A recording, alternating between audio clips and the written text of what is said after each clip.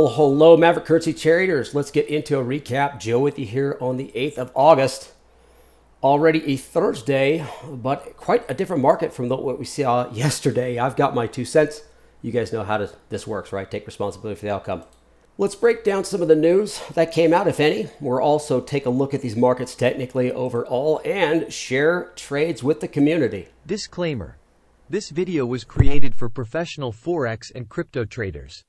Maverick Currencies is a proprietary trading firm that employs professional traders around the world. Our traders trade firm capital and keep 70 to 80% of profits they generate. All trades and analysis in this video are for professional traders only. If you are interested in becoming a professional Forex and currency trader for Maverick, click the apply button in the video description. Let's break down what happened today. As we move into the market analysis, folks, you could see that we actually had a pretty big bounce. That's what I'm going to call it, because I saw a lot of corrective action in almost everything, including the equities on the US side, let alone some of these currencies. So big day of corrective action. I'm going to call it a bounce as selling pressure takes a breather. The volatility is still there, but understand, folks, when you do get as much of a move that we've seen to the downside for the majority of some of the equities, it's going to have a subsequent bounce. We refer to this as a rubber band theory. The harder you stretch that rubber band, the further you stretch it, the harder it's going to snap back. And that's kind of what I saw here. Now, most of the currencies themselves kind of just sat in line, but we saw a pretty good bounce back in some of the cryptos. New Zealand inflation expectations came in a little bit lower. We'd expect this to be met a little bit bearishly, and it wasn't. The Kiwi pulled back for a little bit there, but then kind of came back and actually closed flat. We'll see if there's any repercussions continuing, but so far it's hung in there. How did the currencies finish? Well, let's take a look at it. Yen dropped another 0.5% there. US dollar, the franc dropped a little bit more, 0.81%. The risk on seemed to continue to kind of give back, and I think that's just because today's corrective move was a lot more bullish than what we've seen. Yesterday, we had a really good gap up. It looked like everything was going to bounce and correct, and then it rolled over and fell off. That's not the case today. Today, we actually had a gap up in the equity markets and slid a little bit higher. So I'm seeing a little bit of the slide off of the risk on with the yen and the franc and the US dollar, and risk off and then back to risk on, as Aussie was actually the big winner. New Zealand dollar hung in there, even though they came in a little bit weaker than expected. Moving over to the rest of the markets, the S&P put in 2.5%, which you could see is nothing compared to the 8.39% that the cryptos did. Gold with a bounce at 1.74 and oil continuing a little bit higher. But cryptos, as volatile as they are and as weak as they have been, had the largest bounce. Take a look at some of these numbers. Litecoin, I thought, would have the bigger bounce, being the weakest, but Ethereum had a good bounce, over 10% today. Bitcoin Cash and Bitcoin itself up 7.5%. So overall, I don't think these are sustainable. What I really want to do is I want to go through and show you guys kind of the longer term versus the velocity score, because the velocity score is going to give us opportunity in the shorter term, but the overall, we got to kind of pay attention to it.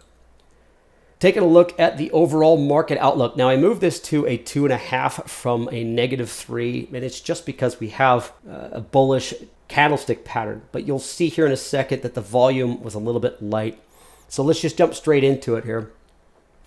This is what I'm talking about when it comes to the volume. You could see it's been kind of trending a little bit lower, but most bounces do. We do get big moves in bounces. Some of the largest bullish moves you're going to have are in correcting or falling markets that are falling apart. And you could see here, we really didn't have much time to react between these days. These markets just kind of collapsed. A lot of that had to do with the yen and some of the leverage used on that yen for the US equities. And overall, folks, I just think it's a round of profit taking. I truly do. I don't see any weakness in the US economy that kind of warrants this turning into something more bearish. That being said, guys, this amount of volatility is absolutely difficult, or almost impossible to fight. So what are we looking for? Well, we got this revision area here that we're at. So what was resistance can also be resistance again once it falls apart. We'll see if the markets want to try to consolidate or even start to climb even higher. My outlook on the equity size, folks, was that we were actually going to kind of correct and move kind of sideways going into the weekend. We don't want to speculate. We just kind of want to follow trend. So overall, it's going to be pretty much recovery. And now that we find ourselves at a resistance, we can either slide above this, or we can set a pivot point and roll over. Until then, not much advantage to making a decision here. Let's go to the economic calendar here, and a couple things of note. The first one would be this.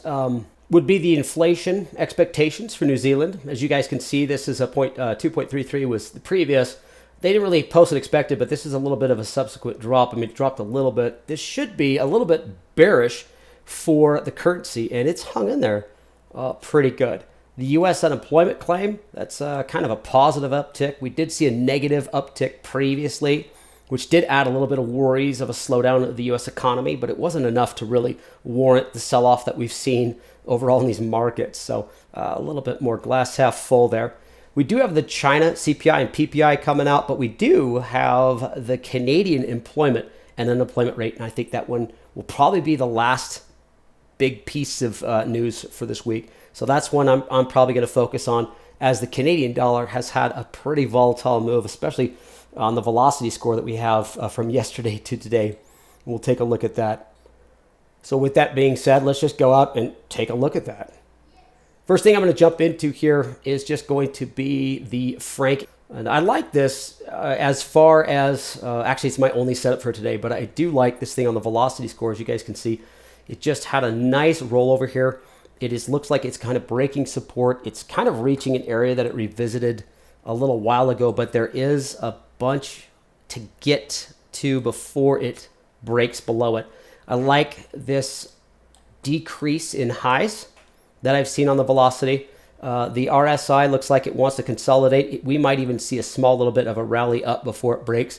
But if this can establish a plateau a little higher than my first line, or if you're patient and wait for it to break that 14.35 level, this could be a pretty good opportunity to pair it against something stronger. So I like the franc here as one of the weaker currencies. Now, that being said, folks, I really wanted to jump over to the daily chart on that and give you guys kind of the further outlook, or the longer term outlook. Now, this is flipped. This looks to me like a bull pullback in the longer term. Now, velocity wise, when these do correct, they correct hard, but they correct quickly.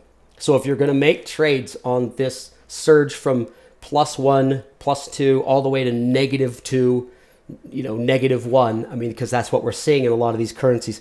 There's opportunity there, but it's got to be quick, and you have to be very disciplined in the way you manage it.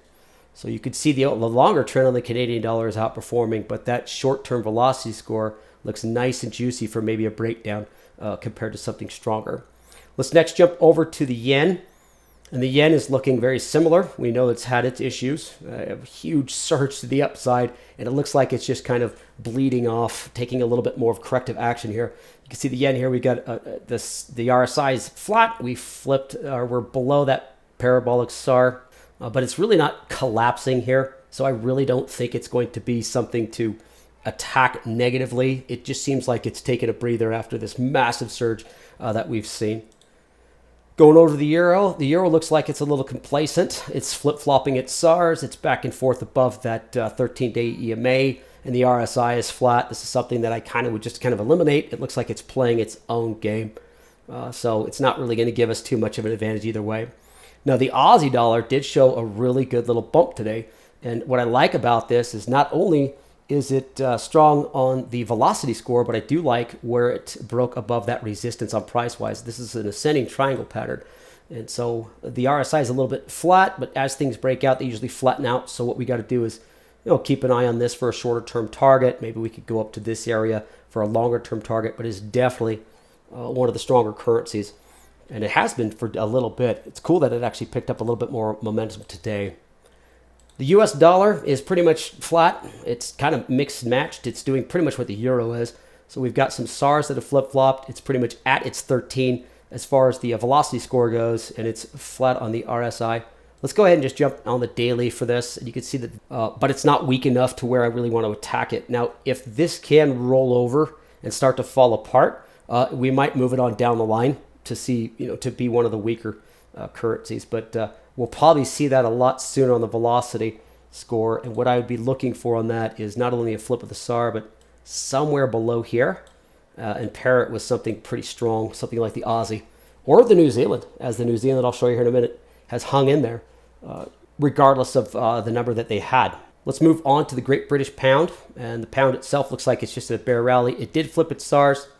It's above the 13, right? The RSI is down, but I'm going to keep this pretty much 0 to a -1 is kind of where I want to keep this, because it just looks like an anemic rally and it could roll over.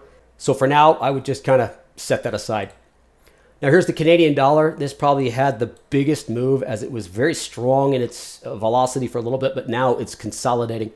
Sure, it flipped the SAR. It looks like it's going to be something negative, but it is above that 13 moving average with an RSI sloping. So I'm just going to keep this at a 0. It looks to me like it wants to roll over, but I think it's going to consolidate in the shorter term. As we take a look at it longer term, this is a bear rally, right? So I really want to be glass half empty on this. But based on where it's at in its velocity, I'm just going to move it to a 0 for now. I'm really not going to put too much into it when it comes to currency pairing. And then last but not least is the New Zealand dollar. This had its news. It looked like it was shying off of it after that report. But look, folks, it didn't even really flip the SAR. It's holding in there. I'm not saying this thing couldn't just roll right over and fall apart, so I'm going to put it on hold, but it is definitely still strong. RSI sloping a little bit. We're above the PSAR. We got a sloping 13, and it is price action, so it's got to be a +2. +1 even at least, but a +2. It's hanging in there. Let's take a look at the daily on it. You can see the daily is showing that it's trying to flip-flop and establish a bottom to where it can consolidate and move higher.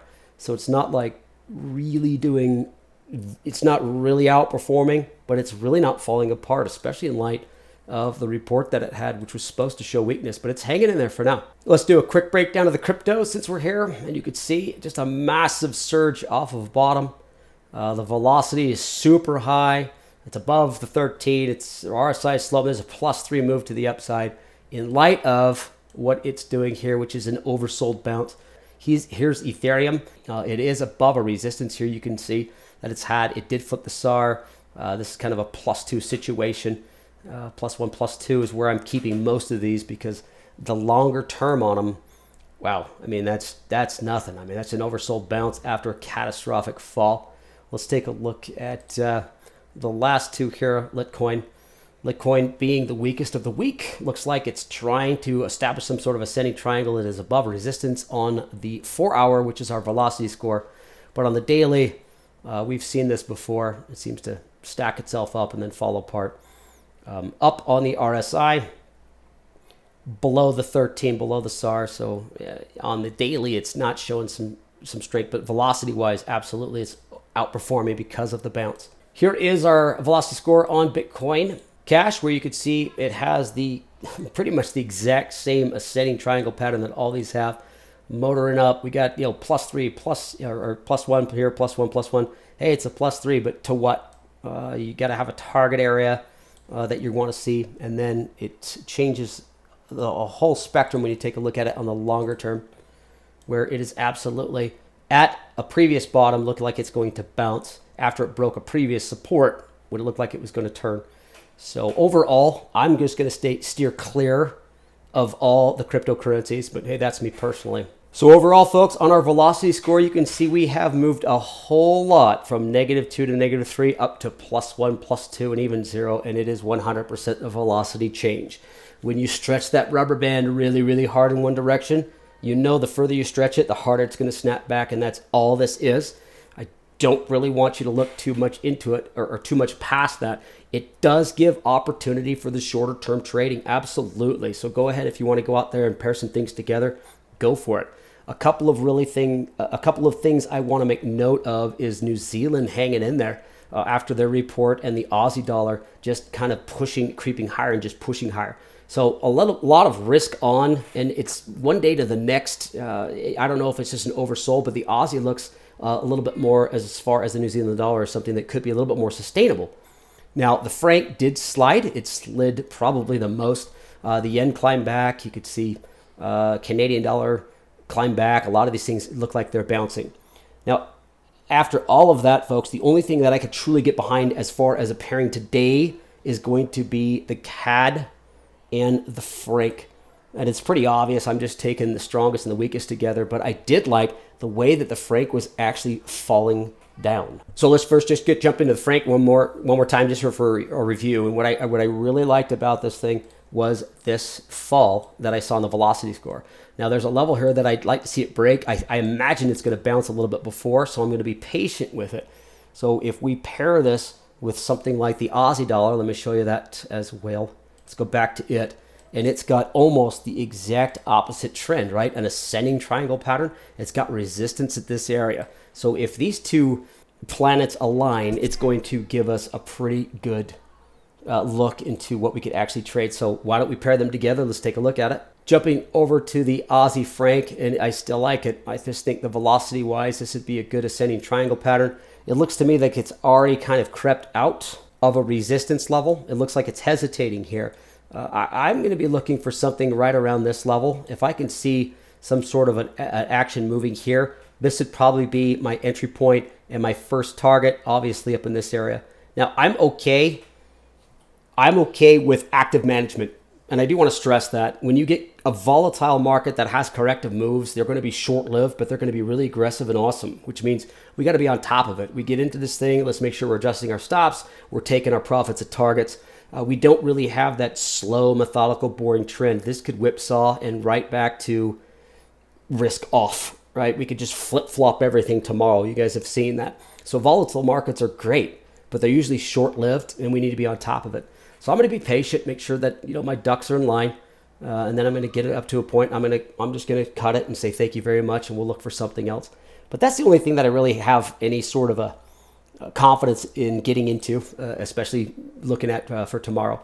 But we'll see what happens past that. So that's all I got for you today, folks. Volatility is still out there. Be mindful of your time frames. What I mean by that is, hey, we can get some aggressive corrective reactions that look amazing on a 4-hour chart, 15-minute chart. But the overall motion of the ocean, the daily charts, is something that you need to really adhere to. They might be fast, they might be hard, and we can make a ton of money, like a ton of pips, right? It could be short-lived, which is fine. That's the game that we play. So be mindful of your time frames that you're looking at and make sure you stay with them as far as your management goes.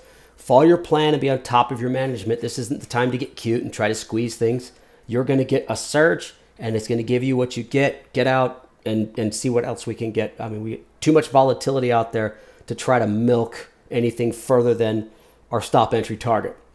Play relative strength and weakness as always. Proper position sizing will save you from everything, folks. This is a fun market. It's an exciting market, but it's a quick one. So let's just stay there. Thanks for joining me, folks, and we'll talk to you next time. Bye, everybody.